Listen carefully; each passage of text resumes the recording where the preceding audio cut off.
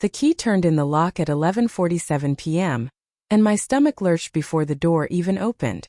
I'd been sitting in the dark living room for 3 hours, the glow of my phone the only light, thumb hovering over the same 4 photographs that had detonated inside my skull.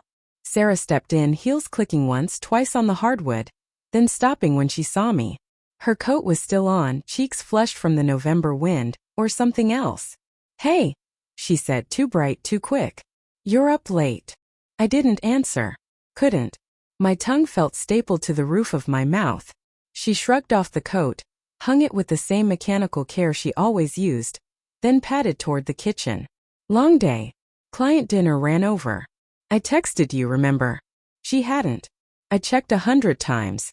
I rose from the couch, the floor creaking under me like an accusation. "Sarah." She froze at the fridge door, milk carton already in hand. "What? How long has it been?" The carton slipped, hit the tile and burst white across the floor. She stared at the mess, then at me, eyes wide, innocent, practiced. "How long has what been?" I crossed the room in 4 strides, phone outstretched. The screen lit her face in cold blue. The first photo. Her laughing in the passenger seat of a silver Audi I didn't recognize, his hand high on her thigh. Second. Them kissing under the awning of the Riverside Hotel, 9:12 p.m. timestamp burned into the corner. Third. Her silhouette in a window I'd never seen, back arched, his shadow behind her. Fourth. The two of them walking out at 11:03, her head on his shoulder, the same shoulder she cried on when her mom's cancer came back. She made a sound, half gasp, half laugh, like this was all some cosmic joke. "Jake, those aren't. Don't." My voice cracked like ice on a pond. "Just don't." Her gaze flicked to the spilled milk, then to the phone, then to me. The color drained from her cheeks in slow motion. "Where did you get those? Does it matter?" I whispered. "Tell me it isn't you. Tell me I'm crazy." She opened her mouth, closed it. The silence stretched, thick and ugly. Somewhere down the hall, the grandfather clock chimed midnight, each note a hammer against my ribs. "I can explain," she finally said, so softly I almost missed it. "Explain." The word tasted like rust. "We sat on that exact couch 6 months ago and you swore on our daughter's life, that the late nights were deadlines, that the new perfume was a gift from Lisa, that the hickey on your neck was a curling iron burn. You looked me in the eye, Sarah. You let me kiss that lie." Tears welled, but I couldn't tell if they were real. "It was a mistake," she said. "It didn't mean anything." "How long?" I asked again, louder. The question had teeth now. She hugged herself, nails digging into her arms. "For months. For months. 122 nights I'd microwaved leftover lasagna alone, kissed her goodbye at 7 a.m. while she headed to the office, tucked our daughter into bed with stories about mommy saving the world one spreadsheet at a time. For months of her coming home smelling like hotel soap and someone else's cologne." I laughed, a raw, broken sound. "For months. Jesus. Were you ever going to tell me? Or was I just the guy who paid the mortgage while you played house with?" "Stop." Her voice cracked. "You don't understand. Work's been hell, and Mark, he listens. He sees me. You've been so distant since the promotion. Don't you dare." I stepped closer, close enough to see the flecks of gold in her irises I used to call sunrise. "I begged you to talk to me. I scheduled couples therapy you canceled twice. I was drowning, Sarah, and you were—" I gestured at the phone, at the photos that now lived behind my eyelids.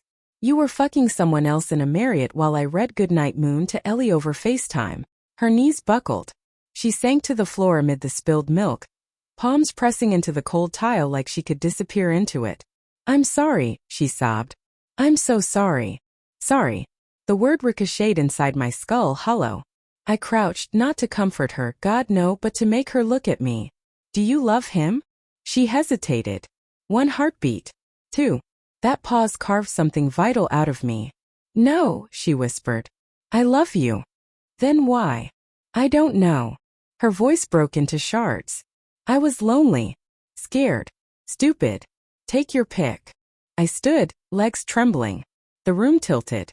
10 years of inside jokes, of her humming off-key in the shower, of the scar on her knee from when we tried skateboarding drunk on our honeymoon. Everything felt counterfeit now, like I'd been loving a mirage. "I need you to leave," I said. She looked up, milk soaking into her jeans. Jake. Tonight. Pack a bag. Go to your sister's, a hotel, Mark's, wherever. Just go. She rose slowly, dripping. What about Ellie? The name punched the air from my lungs. Our daughter asleep upstairs, clutching the stuffed giraffe Sarah won at the state fair the summer we got engaged. She stays with me. You can call tomorrow. We'll figure out custody. The word tasted like poison. Sarah's face crumpled. She reached for me, fingers brushing my sleeve. I stepped back like she was fire. She let her hand fall. At the door, bag slung over her shoulder, she paused. I never stopped loving you, she said, voice barely audible.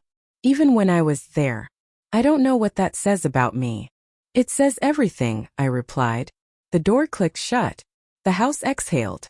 I slid down the cabinets until I sat in the milk, phone still clutched in my fist. The photos stared up at me, frozen moments of a life I no longer recognized. Somewhere above, Ellie murmured in her sleep.